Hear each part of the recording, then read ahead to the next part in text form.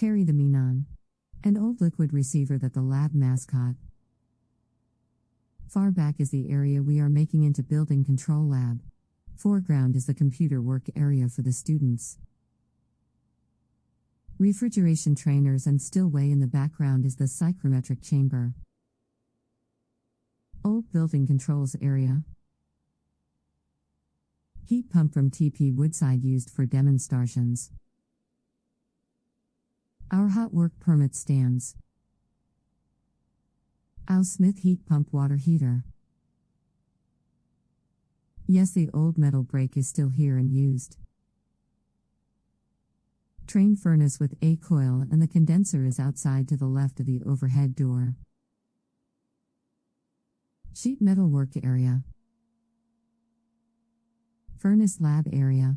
Behind the furnace area is the brazing bench. General instruction area. Well pump installation lab. Pipe threading machine. One of 3 bays for boiler installation.